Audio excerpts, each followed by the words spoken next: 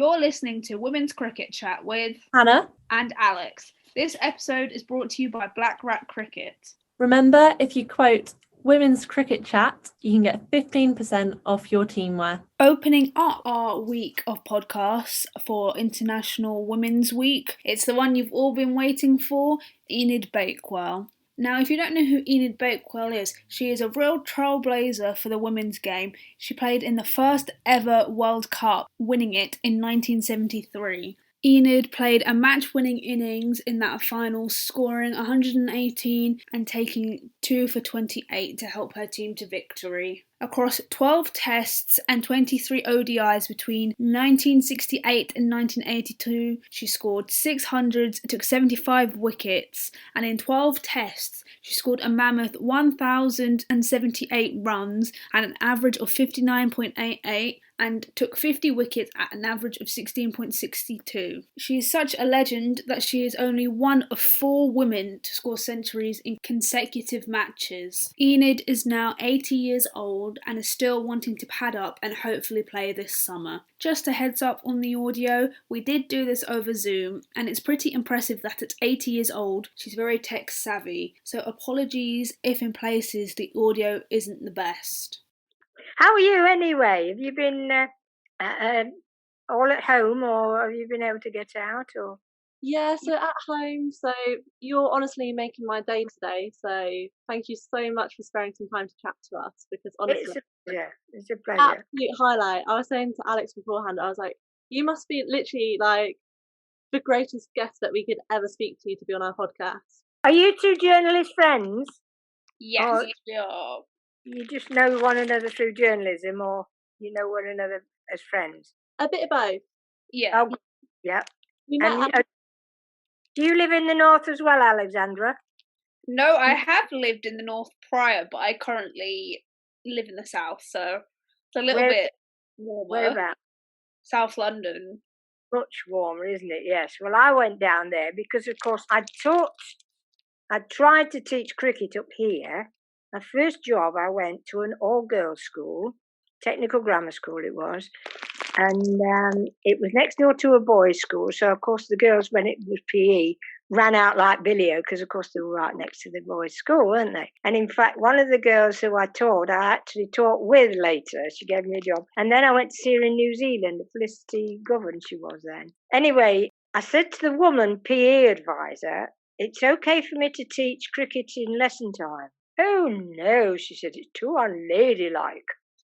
So I could teach it as a club after school, and I got one of the chaps who was a lovely guy, chap with geography, and he helped me, and we did a club after school. But then, of course, I moved down south because, of course, there was Jenny Wastrack. I don't know whether you've heard of Jenny Wastrack. Amazing woman. She did so much for women's cricket down south. And she got Ebony Rainford-Brent really into cricket. And was amazing. Because, of course, Ebony was the first black woman to be introduced to cricket, I think, for years. She was the only one. Amazing. E.B. the second, of course, Ebony Rainford-Brent. Yeah, I always wonder whether there's some, like, uncovered kind of stories, any kind of history with more black women that we just don't realise yet. Because it seems crazy that Ebony was one of the first. Yeah. Well, women weren't accepted unless they, in fact, when I went to college, a PE college at Dartford, I got an engagement ring, and my friends, my PE teacher said, don't wear that, you won't get chosen. No matter how good you are, they expected women. And I think by and large, people in women's cricket years ago didn't expect you to marry. And there were 3 of us who were married. Rachel was married, of course, and then June Stevenson. And of course, our children, June had got 2, Rachel had only got 1, Ben, and I had 3 at one time. And they weren't allowed to come with us. But in a way, that helped because you could actually concentrate more. I mean, normally my dad would take me with them, and he would take them off somewhere to a zoo or somewhere to occupy them, or to the beach. While I played cricket, so I knew that they were safe in Dad's hand, and so I could concentrate on the cricket. But of course, where was it? Oh, I know, down at Hove. We played at Hove once, and that was quite a fun story because Rachel going out to field, shouted back to the childminder who was looking after Ben. He was only a baby then. His feed time, you see. So she shouts back to me like 12:30. And of course, the dinner ladies thought it was the time for lunch. So that got mixed up. And then, of course, I'd got one there, Lynn, and I had to come back to feed her because somebody had fed her at a club game and they'd given her the bottle cold. So she wouldn't take it from anybody else except me. So I had to come off the field, feed the child, and then go back on again when I fed her. So it was a fascinating time actually dealing with the children. And of course I left one when I went over for 4.5 months to Australia and New Zealand. And of course I had real qualms about doing that. And we stayed in one place with Con Holden, who played for England, and she put us all 17 of us up in her house. Amazing. She got somebody in to help with the catering, but in fact I'd sort of missed a period, and I was thinking I was pregnant again, you see. And I got this 2.5-year-old, and I didn't know whether it was right to leave her. And people said, well, she'll miss you more if she's 4 or 5. So I got talked into that, and my parents looked after her during the week, and then my other half during the weekend. And of course, I said that Mummy would be back when the daffodils were out. Well, they were out early that year, weren't they? 1969, wasn't it? 68, 69 we went. So we went on a 4.5 months tour, and of course did all right actually. I got a century in my first innings for the Test match, and I took over 100 wickets and scored over 1,000 runs in that 4.5 months. But of course what happened was that I used to try and find a pushchair and a young child to wheel around the boundary when we weren't playing. So and they said, oh, keep that child away from her because she plays better when she's got a child to look after, because I was missing Lorna so much. Mm-hmm. She's actually a member now at Lord's, and my son's the only one who's really played cricket. The middle one played hockey. Lorna played hockey in goal. But anyway, I'm okay now. I can go off to New Zealand or Australia. Apparently the England girls are in quarantine in New Zealand. Is that right? Yeah. I wish I was out there. I mean, I've been looking at Sri Lanka and Gaul. Gaul is a wonderful place, you know, if ever you get a chance to go. Have you ever been? No. Beautiful place. Beautiful place. But if ever you get a chance to go to Sri Lanka, go to Gaul. It's a beautiful place. There's a lovely cricket pitch there. In fact, when we played there, Charlotte's team played there, and I went in the crowd. And I had to have a police check as I went in through the gates. And then to guard the pitch before they went out to play, they got a whole lot of, I don't know, the policemen or soldiers, but with guns who were going and standing on the 4 corners of this cricket pitch. I've never seen that ever before. Amazing. Anyway, yeah, I think we won there. Yeah, but I was really gutted when Charlotte, of course, she was in a peak form, wasn't she, with a bat? But of course, she'd never been really brilliantly fit. She had to have a knee operation, I think, or something, or some operation on one of the legs. But I mean, when she came into bat for the first time, I think it was a trial game in East Anglia somewhere, and she was batting with JB. You've seen JB bat, haven't you?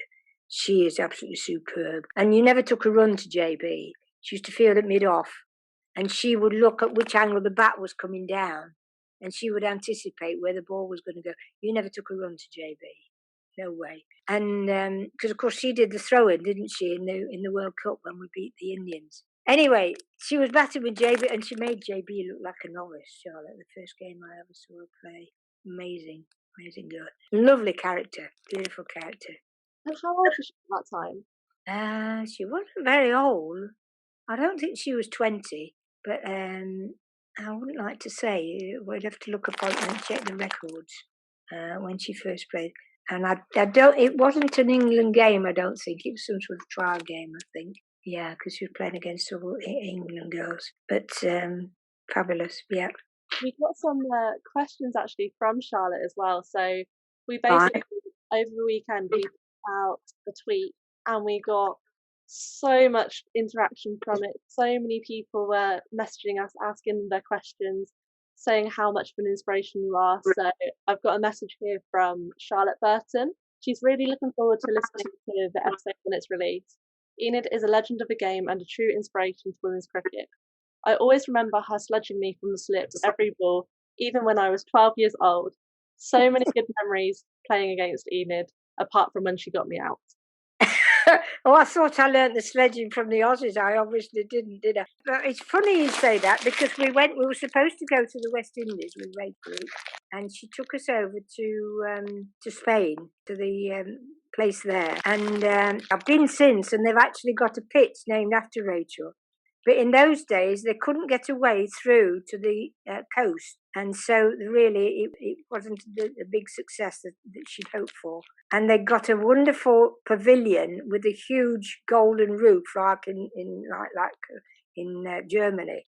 But of course, the only problem was that when you were batting at one end and the sun was shining, the sun was right in your eyes off this roof, which is stupid. Anyway, I walked all the way to the beach, which was gorgeous, with lovely black soil and these lovely red flowers there. And when I got there, it was fine because I could do some training on the sand, but the amount of plastic rubbish. Anyway, you'll have more questions, so we better carry on. Yeah, you touched briefly on sledging, so I just wanted to know, did you have a favourite sledge when you were playing, or did you just kind of go with the flow?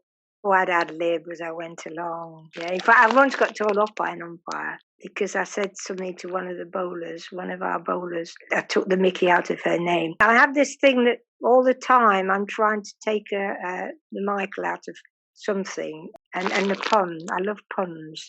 And I used to have an uncle, and we'd swap them, and he'd throw one back, and that was really good fun. But of course, he's long gone. And then we've got a question from Marco Marvel's women's cricket team. I think they're based in Leicestershire. How did you get into cricket, and then what was the reaction from your peers, especially men? So I was a tomboy, and I was an only child, and my dad had got a good wage, and so they bought me all the equipment. So I got pads, bat, gloves, and the ball. And so the lads would come calling for me. And we got, in those days, you had the mining game, and there was like a big tall wicket. I think it was about 4 foot high, which was the centre where all the wiring took place for all the street light and all the wiring in the district. So we used to use that, and we got roads either side, and there wasn't much traffic. So you got a clear way up the hill straight ahead.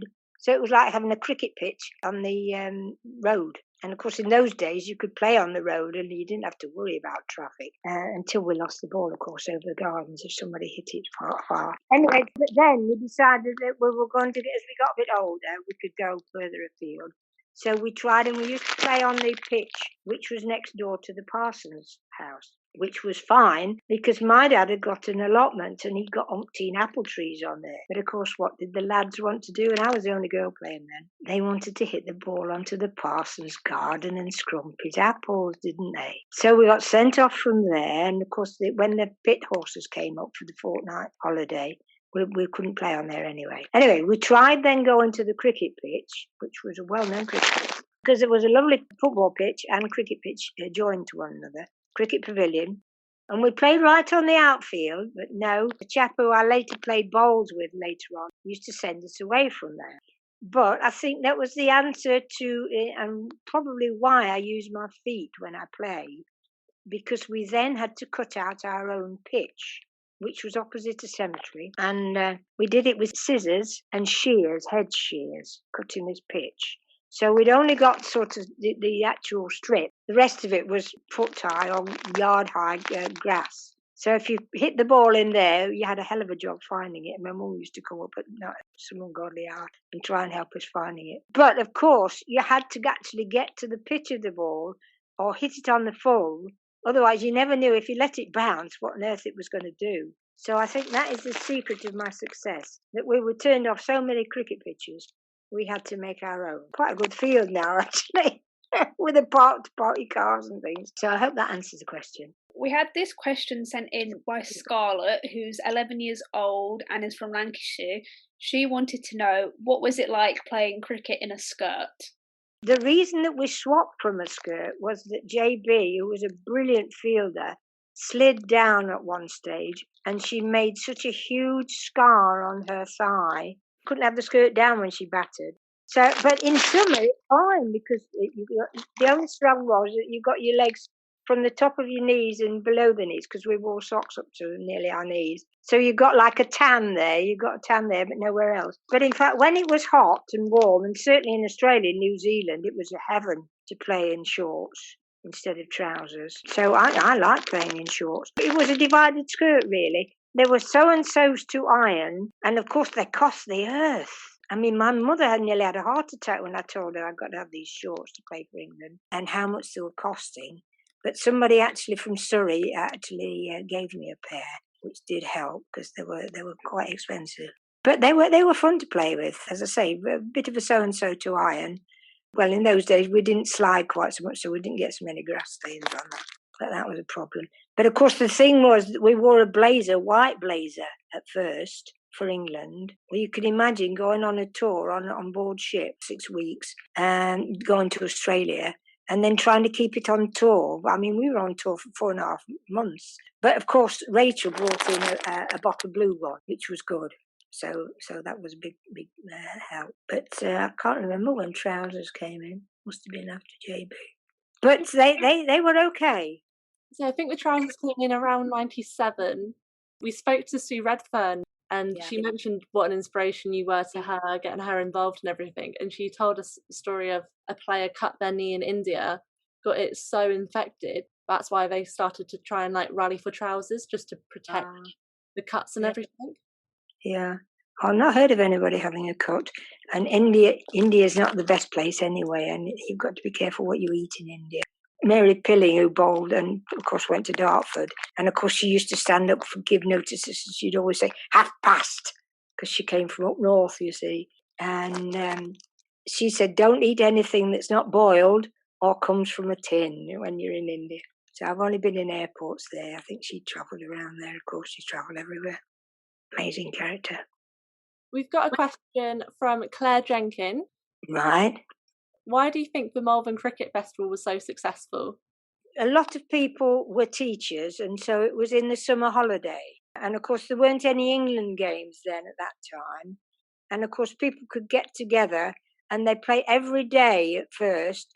They played declaration cricket, which wasn't usual. I mean, once the one day came in, that was different. And they do different competitions now. And, of course, they played every day. I mean, there was one chap who was there one day when it had rained. And he was there at about 6 o'clock in the morning trying to get this pitch right for us.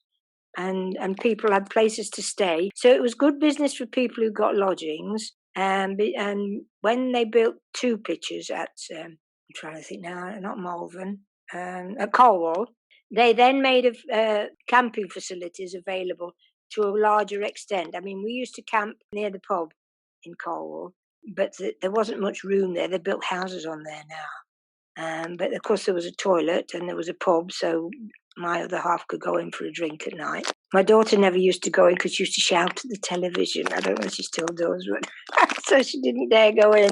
So we'd have a really good time, and so we'd meet together at night, and there's a clubhouse at Cornwall.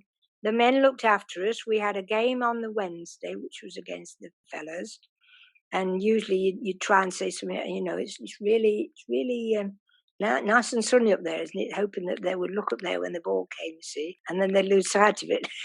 Anyway, there'd be games, there'd be a quiz that would be organised. And so it was real fun, and it was something to look forward to. It was a general holiday for a lot of people. And sometimes we'd have really good weather. I can remember one really, really lovely sunny week. But usually they used to say, if you can see the hills, it's about to rain, and if you can't see the hills, it's already raining. But of course, the Malvern Hills are beautiful to walk along. I keep threatening I'll do the 20-mile walk along the top.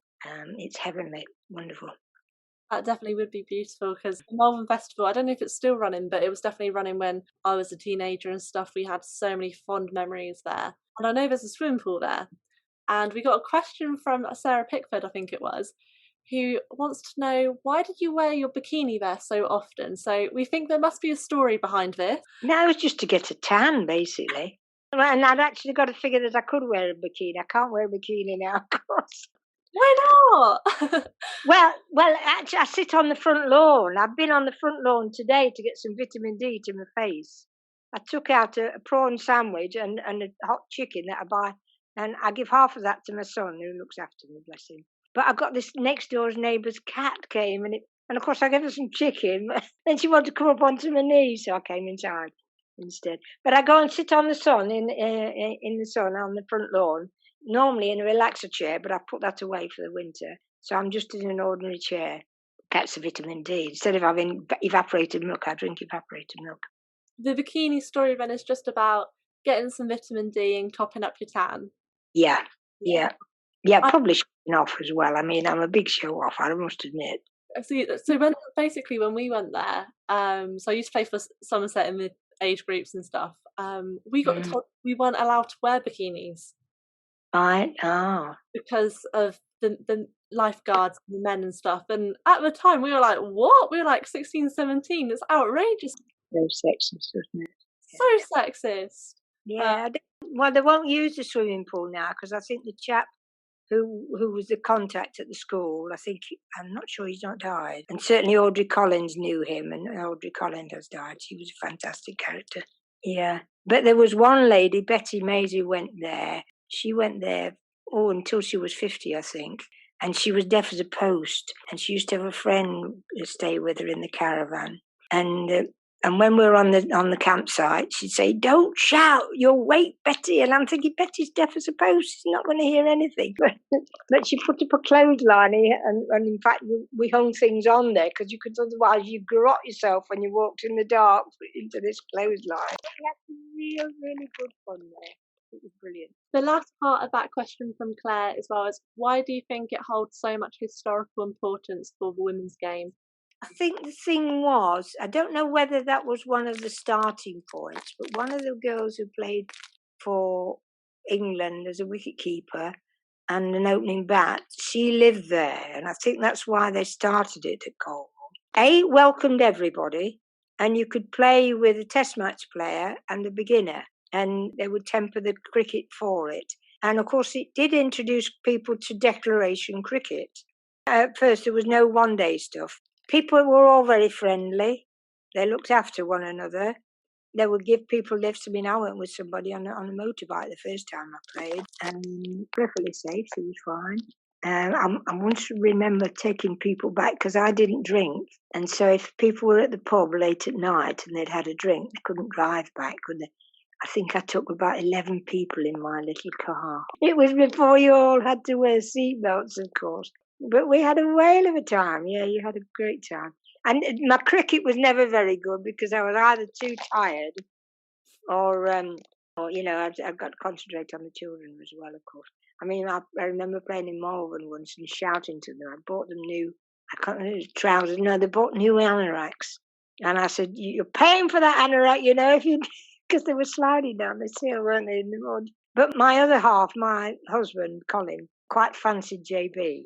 And he used to go round the boundary to where she was fielding, and he'd be giving her advice on how to play. But it was quite strange, really, when Kath played, because she was a really good soul. She was a conservative, so we didn't get on politically.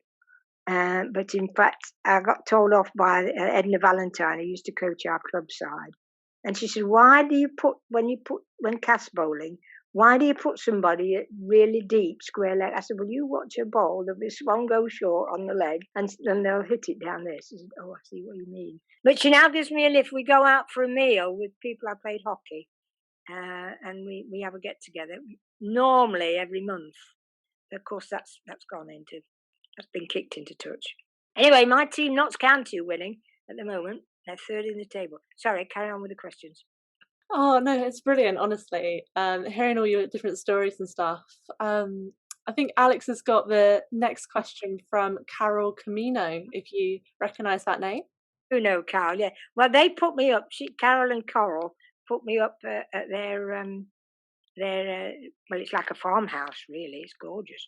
So Carol wanted to know, how did you used to fund your England cricketing exploits by doing work at home, and how many of your teammates used to help you with these odd jobs? We did have a scheme that we were going to sell paper books. I think it was Rachel that started it, probably. We were selling paper books, We had quite an extensive garden where we lived. It was a detached house, 3 children there. And I got a shed that we could have converted to somewhere where my dad could have lived when he was left on his own. What do I want to come and live with you for, he said. Anyway, so we did the garden there, and I put up a stall at the front to sell the vegetables from the garden to people passing by. Well, of course, there was a greengrocer's shop opposite, so he wasn't very pleased that I was selling the potatoes cheaper than he was, because of course I wasn't licensed. I wasn't able to pay any rates, was I, for that? Anyway, in the end, I sold out, and of course we then got none for the family to eat, so I had to go and buy some from him in the end. So that didn't work out. But I had some sponsors. My dad knew some people politically, and they were on the other side, but they got money and they gave money there. We did sell some books. My friend opposite in the fish and chip shop where I used to go for the Sunday lunch, not Sunday lunch, Saturday lunch. My dad used to come and cook Sunday lunch, but I invariably went to the chip shop for the Saturday lunch. And she organised a jumble sale, so we made some money on that as well. But basically, I had to go back to work because normally I'd been at home looking after the children. But it was a bit of a nightmare because, of course, I had to work part-time so I could get time out to do the training. And I keep saying to people now, I played for cricket for England for nearly 20 years without being paid. And, of course, I don't believe that. I went to one chap, invited us to a game, and he got a Jaguar. And he was offering me some money. I said, I'm not allowed to accept money, you see. And, of course, not only with a Jaguar, I'd never shut the boot down of a Jaguar, and so I thumped it down. He said, no, he said, you have to do it very gently. I said, I'm sorry, I've never dealt with a Jaguar before. I had a Ford Escort and a bike. So it was all about how you managed to pay to be able to go onto the tours and stuff? Well, Rachel organised sponsorship with the clothes, so we had uniform. In fact, one dress was so nice, one of the ladies who put me up in New Zealand, I sent back, and Colin actually got them in the stores at M&S, and sent one out to her, so that was nice. But basically, I was used to living on a shoestring anyway. By Thursday coming, I'd run out of housekeeping money because it was payday on Friday. And so we used to invariably have pancakes and orange juice on a Thursday for tea. It made me be able to manage when I left him. I was able to cope and live on a shoestring. I used to go into Safeways, as it was then, on a Wednesday afternoon when they used to sell things off cheaply. There was usually somebody hanging around there asking for money as well, of course, and the assistants would say, oh, just ignore him. But so I learned to manage without, let's put it like that. My dad was very generous. He always used to pay for he used to cook my Sunday lunch while I went down to do nets at Trent Bridge. And so I'd have my Sunday lunch on Monday morning, usually for breakfast. And so he'd cook the meal and look after them. And that's how I coped. So we actually have a tweet from someone you coached in their early years and actually went on to be one of England women's most successful players, and that is Charlotte Edwards. And Charlotte Edwards tweeted us saying about you, what an absolute legend. Played a massive part in my early years. Although she did keep getting me out with her left arm spin, will be forever thankful for her support. She's an amazing lady and she's an amazing cricketer. I think probably she had a lot of help from a friend of mine called Jackie Wainwright as well, who played for East Anglia as Charlotte did. But Charlotte was an absolute phenomenal cricketer right from the word go. As I say, she just stroked the ball through the covers and made JB look like a novice, quite honestly. I'm hoping that eventually she will get some honours, either a statue at Lord's or maybe, I don't know if she wanted to be president actually at Lord's. Claire Connell will be fine doing that. I can show you now my pictures with Princess Anne if you can see them. Oh, to be fair, I was clocking them behind you. I was going to ask actually if we could see them. They're the ones with the family at the back. I don't think I can take it down. It's too heavy for them. I can see your cap though. Pardon? I can see your cap, your favourite cap. That's the one with Princess, because of course Princess Anne gave us the cup at Edgbaston. Now, can you see? Oh, that's amazing. There, look. And she's so knowledgeable. She really is. I mean, with everybody. But I disgraced myself at Buckingham Palace because, of course, I didn't realise you weren't supposed to applaud because I was one of the later ones. And so when one lady had got an award for ballet, she did this most beautiful balletic curtsy. And I clapped like brilliant. My son said, Mum, we were told not to applaud. Typical, wasn't it? But actually, I actually went and did my bowling action as I went out from having shaking hands with Princess Anne. So once she shakes hands, that's the end of the interview, you see. So I then went and did my bowling action as I went round the back. Oh, I love that.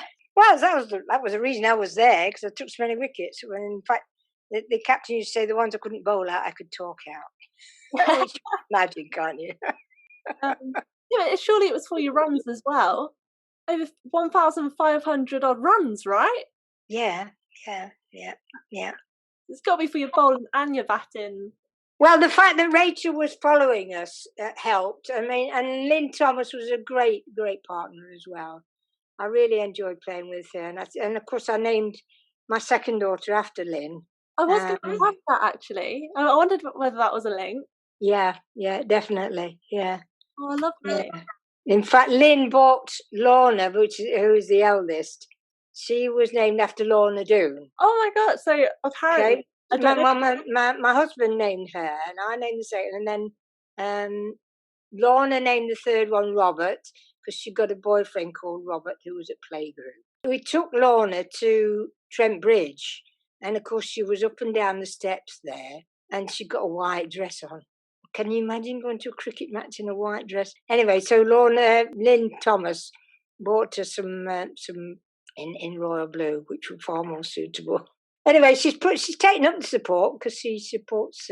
She's a member at Lord's, and she drags her husband down there. Just thinking back as well, obviously, because the amazing things that you must have seen in your time, what do you think has been the biggest kind of turning points for women's cricket? Well, the various characters. I mean, Rachel was a big character, and then Charlotte, people like JB, and of course Claire Connor getting the role at Lord's, and Jill McConway, who's now gone back to live. She was a New Zealander. She is an amazing woman. She's got a lot of she's got all sorts of things. She's planned lights in her living room that go on and off with the daylight that she's planned herself. And she was at Lord's in charge of women's cricket before Claire. So, and lots of other people who've really given, I mean, people like Norma Whitehorn who've given their services without being paid. She did make a bit of a problem for Rachel at one time because, of course, it wasn't really looked upon with any joy that Rachel was being given a commission each time she got women's cricket publicised, but that was the way we were going to go. So lots of lovely characters over the years, and tremendous now. I mean, Heather Knight is a great ambassador for our game. I wanted to know, what was it like playing with Rachel Hayhoe Flint when you did? She was so encouraging, and yet she was a laugh. She would make it fun. It would always be fun. The only time she wasn't fun was when what did she do? It was on the tour when we came on the way back, because she got some friends who lived in the States. And so she wanted to play. And the only game that we lost, actually, was against the men on a artificial wicket over in San Francisco. And somebody, I think, had pressed her shirt, a cricket shirt, with an iron that had got a mark on it, and so it had left a green mark on this shirt collar, which was very, very obvious when she was wearing it. So she wasn't very well pleased about that. But the rest of the time, she'd always got a joke, or in fact, we used to say, "Oh, joke 6 this innings." So she was amazing. As I say, she called the MBE Mitchell and Butler's export because she lived in Wolverhampton. And she worked for the Express and Star. She worked as a journalist. But you could never get her out when we played her in club games. It was just a vain hope to try and think that we were going to get her out. She got married to have a son. She wanted a son. And of course, she did have a son. Yeah. And we've got a question from Raf Nicholson, who I'm sure you're aware of. Oh, yes. She's an amazing character, yes. So she mentioned about how did it feel to birth the legend that is Charlotte Edwards in a coaching sense, but also did you almost become the England coach at one stage?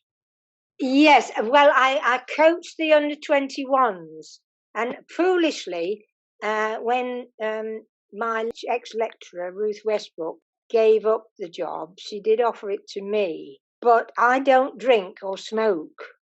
And I was a bit worried that I wouldn't be able to enforce that ruling. And of course, the manager, I got a very, very good manager in Jane Morris. She would have done all that. So I didn't need to. So I've always regretted not accepting from Ruth to take on the coaching. And then when I passed on the under-23s to a chap who I'd been on a course at Dillashaw with, I was going into the room with him, and all right, the captain then was our East Midlands captain, Karen Pickham. And of course, we'd always got a banter going on there. And of course, we've been chatting, and he wouldn't let me go into the room when he was first meeting them. And of course, he didn't want me there, so I didn't go in. But I was really, really hurt about that, because we had been successful, but I thought a man might press them harder, might make them work harder. And so that was why I encouraged, but he didn't really get the women's game. I mean, he's been a very good coach since, but I don't think he fully comprehended it, because, of course, the ball is lighter.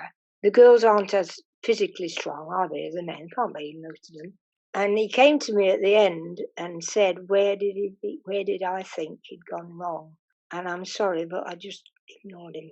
I didn't say anything.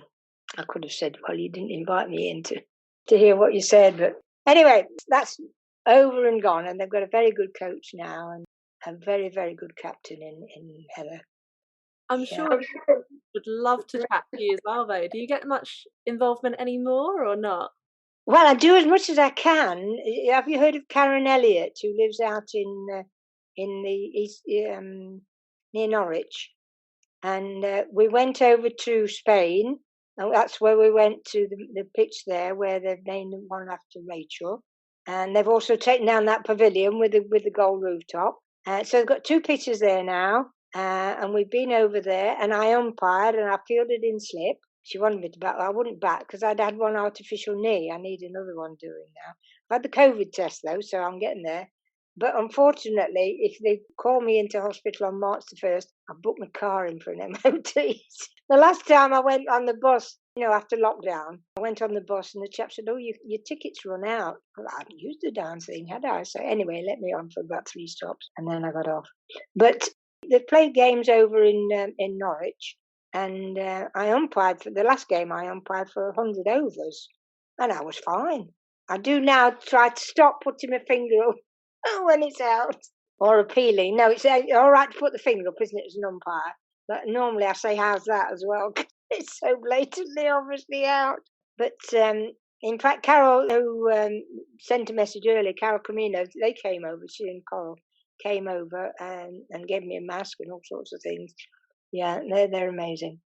You look a bit like Ebony and a bit like Jenny, actually, Alexandra. Your name should be Alexandra Palace. Do you ever get called Alexandra Palace? I mean, I get called Ali Pally sometimes, but Right. But I've never actually been called Alexandra Palace. Tell them you need your full name, Alexandra Palace. That would be an interesting one. It's a lovely name, isn't it, Hannah? Gorgeous name. Yeah. Well, we had a neighbour whose name was Knight, and her parents called her Wendy. So of course she used to be called Wednesday Night, didn't she? I mean, how silly is that? Do you get any nicknames, Hannah? Might be Tomo as well, are you? Yeah, it's like, I get called Tomo, but I didn't like that to begin with. No. I thought it was a bit too manly. Well, my 2 college friends that I've got left, the other 2 have died, they call me Nid instead of Enid. So I had to write on when I email them, I put apostrophe Nid. So, but I'm still friends with those people, and it's 50 odd years now since we left college. And as I say, I'm still friends with this school friend of mine. I've sent off a book for a son who's got spina bifida, actually. He's a lovely lad, though. He used to be a very, very good swimmer. But Janice Wren took me under her wing and made me feel really welcome at school. So that was lovely. Apart from my pronunciation of some of the French things. I did manage to get French, though, at A level. I failed the history and maths because the French teacher had got a really good sense of humour, and she used to read books. And so some lessons would get off the subject altogether. We're talking about this book that she was reading. Amazing woman. Miss Lara, her name. Amazing. We have a couple of questions that were sent in to us by Jill Smith, who I believe was a 1993 World Cup player. First and foremost, she wanted to know if you were still playing the game. Well, I will be when I've got the other knee. I've got to have another new knee yet. She was an amazing player. In fact, she was the brains behind when we won the game, when we won in 1993. She was a more developed brain than Karen Smithies. And I'm a great pal of Karen Smithies because she was our East Midlands captain. Great sport. But Jill Smith was a really good cricket brain. And of course, we were on selection, weren't we, for the under-21s at one time. And we got one lady who will be nameless because she was really keen on one girl being chosen. And all right, she was good, but you couldn't talk her out of anything else. And I said to Joe, please turn up for selection meeting because I don't know whether Elaine Wilco can come and select as well. And I need somebody to support so they are objective and we pick the best team, not just the ones that maybe we fancy. If you get my gist, good though they might be. And Jill Smith also wanted to know, what are your views on how cricket has changed with the different formats with T20, T10 and the 100 coming in?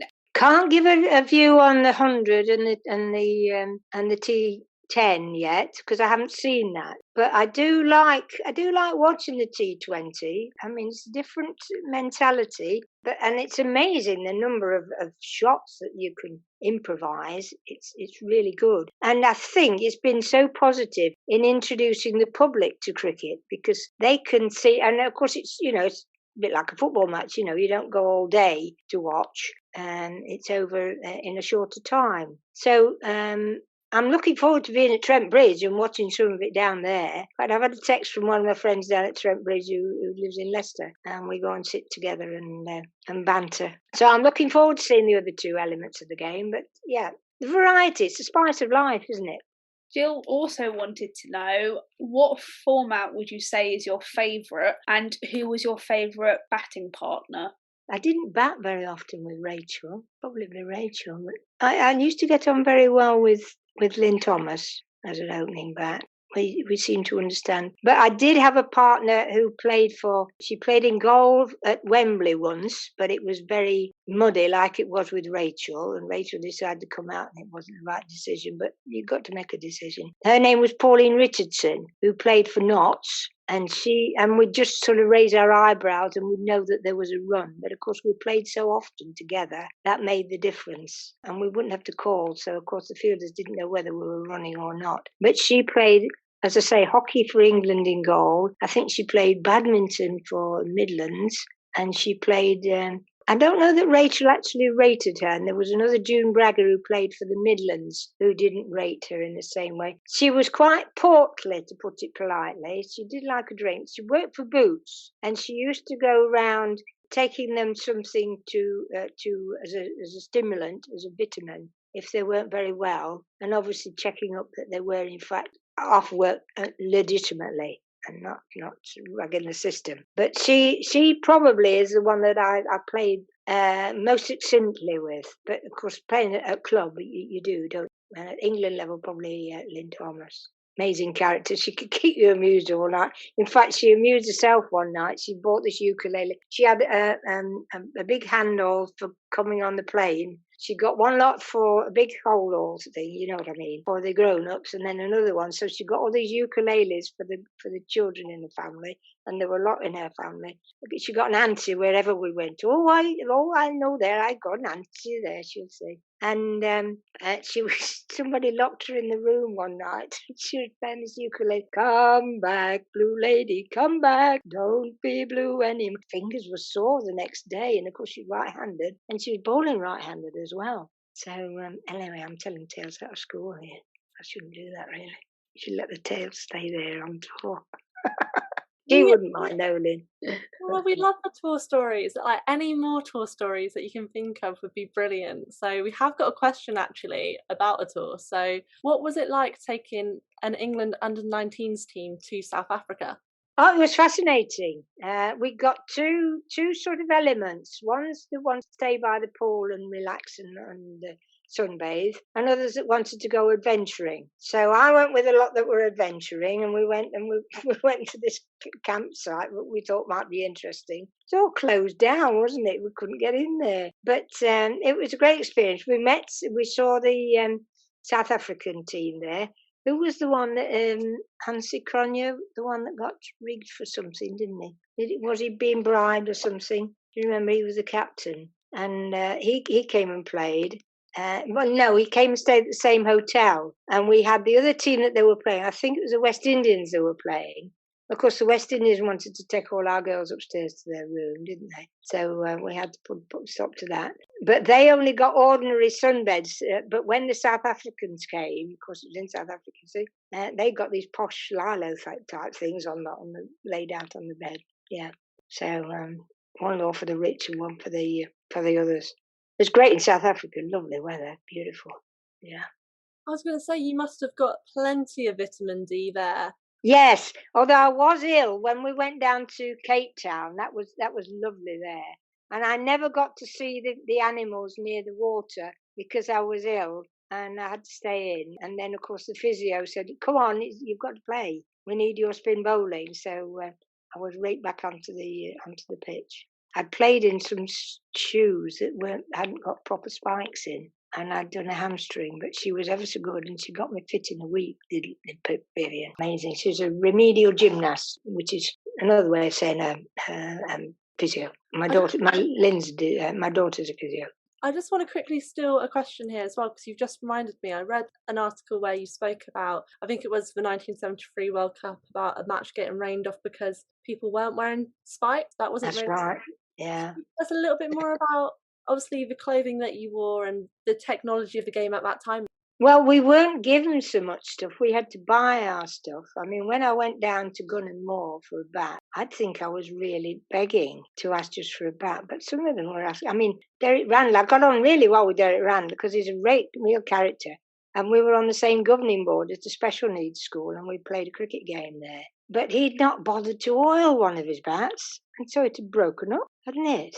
Incredible.